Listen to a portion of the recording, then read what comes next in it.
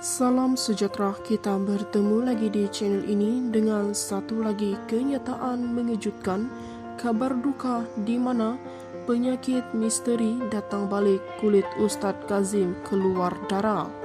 Kisah pendakwa dan penceramah bebas Datuk Ustadz Kazim Ilyas yang pernah berdepan penyakit misteri mendapat liputan berbagai pihak. Malah ia telah memberi inspirasi kepada syarikat produksi Mawi World Entertainment untuk mengangkat kisah berkenan menjadi sebuah filem berjudul Zim Zim ala Kazim. Penerbit dan pengarah filem tersebut, Mawi, berkata, idea untuk menghasilkan filem tersebut bermula menerusi perjumpaan dengan Ustadz Kazim. Ketika berjumpa, kami berborak dan beliau telah berkongsi tentang kisah penyakit misteri yang dialaminya itu. Ia adalah satu kisah mistik dan sebenarnya apa yang dilalui Ustadz Kazim itu, saya juga pernah melalui keadaan yang lebih kurang dengan beliau, ujarnya lagi.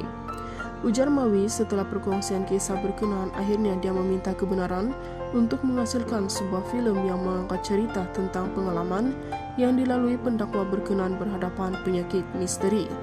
Menurutnya, dia berasa lega apabila Ustadz Kazim lantas memberikan persetujuan untuk penghasilan filem berkenaan. Kalau diikutkan, tidak sukar untuk saya meyakinkan beliau. Dalam perjumpaan kali kedua, beliau menceritakan lebih mendalam, dan pada perjumpaan kali ketiga saya turut membawa penulis skrip berkenaan dengan jalan cerita pula. Kira-kira 70-80% adalah kisah benar yang dipaparkan. Selebihnya saya ada tokoh tambah untuk pastikan penceritanya lebih menarik. Jelasnya, berdasarkan tentang sekumpulan pencari hantu yang sering melakukan aktiviti paranormal. Film kedua arahan Mawi itu dibintangi barisan pelakon hebat seperti Bel Engastri, Anas Tahir, Shantes Kumar selaku teraju utama. Lebih menarik lagi, film itu menampilkan Ustadz Kazim sebagai hero serta Mawi sendiri yang berlakon dalam naskah baharunya itu. Dalam pada itu, Mawi tidak menafikan bahwa pendakwa tersebut ada meletakkan syarat jika mahu kisahnya itu diangkat menjadi film. Syarat paling utama Ustadz Kazim sendiri mahu menjadi hero. Pada awalnya saya dah ada pilihan untuk pegang watak beliau, namun beliau sendiri nak lakonkan watak sendiri.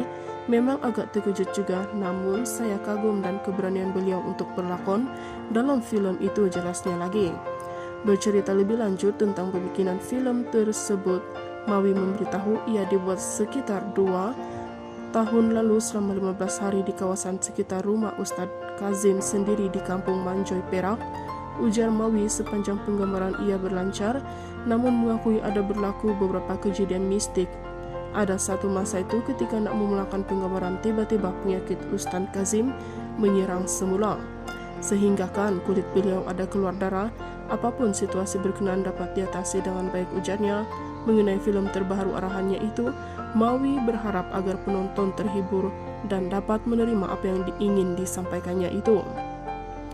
Mungkin ada yang suka atau sebaliknya, tetapi sebagai seorang pembikinan film, saya sedia menerima sebarang kritikan dan sudah biasa melaluinya.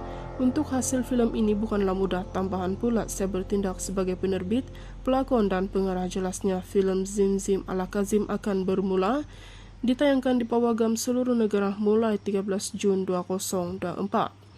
Itu saja info hari ini, sekian dan terima kasih.